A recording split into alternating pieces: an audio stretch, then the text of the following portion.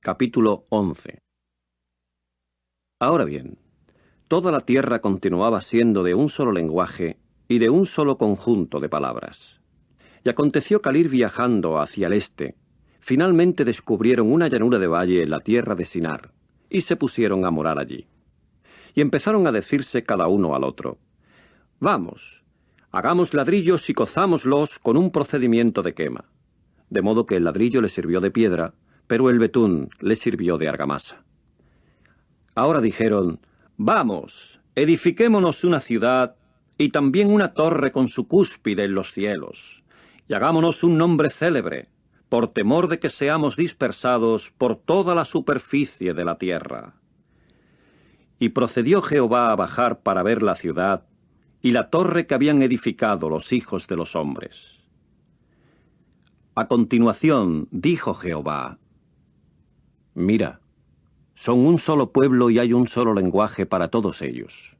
Y esto es lo que comienzan a hacer, pues ahora no hay nada que tengan pensado hacer que no les sea posible lograr. Vamos, bajemos y confundamos allí su lenguaje para que no escuche el uno el lenguaje del otro». Por consiguiente, los dispersó Jehová de allí sobre toda la superficie de la tierra, y poco a poco dejaron de edificar la ciudad. Por eso se le dio el nombre de Babel, porque allí había confundido Jehová el lenguaje de toda la tierra, y de allí los había dispersado Jehová sobre toda la superficie de la tierra. Esta es la historia de Sem. Sem tenía 100 años de edad cuando llegó a ser padre de Arpaxad, 2 años después del diluvio. Y después de engendrar a Arpaxad, Sem continuó viviendo 500 años. Entre tanto llegó a ser padre de hijos e hijas. Y Arpaxad vivió 35 años. Entonces llegó a ser padre de Selá.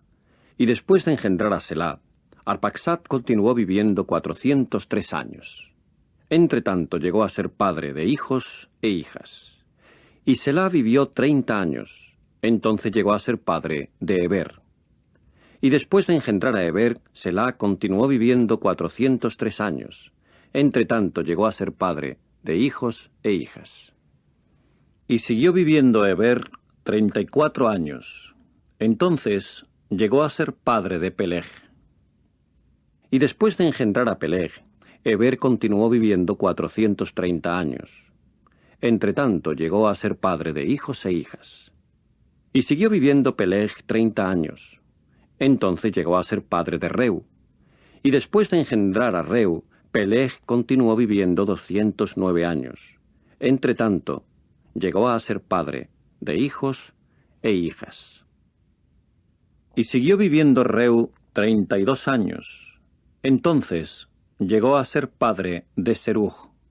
Y después de engendrar a Serug, Reu continuó viviendo 207 años. Entre tanto, llegó a ser padre de hijos e hijas.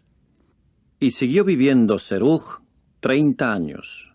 Entonces llegó a ser padre de Nacor. Y después de engendrar a Nacor, Serug continuó viviendo 200 años. Entre tanto llegó a ser padre de hijos e hijas.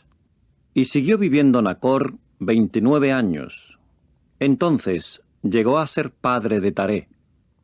Y después de engendrar a Taré, Nacor continuó viviendo 119 años.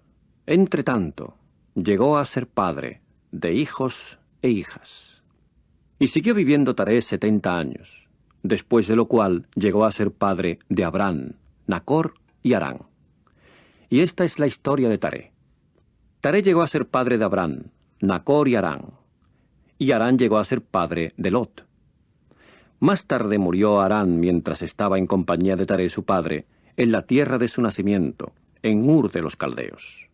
Y Abraham y Nacor procedieron a tomar esposas para sí mismos. El nombre de la esposa de Abraham era Sarai, mientras que el nombre de la esposa de Nacor era Milca, la hija de Harán, el padre de Milca y padre de Isca.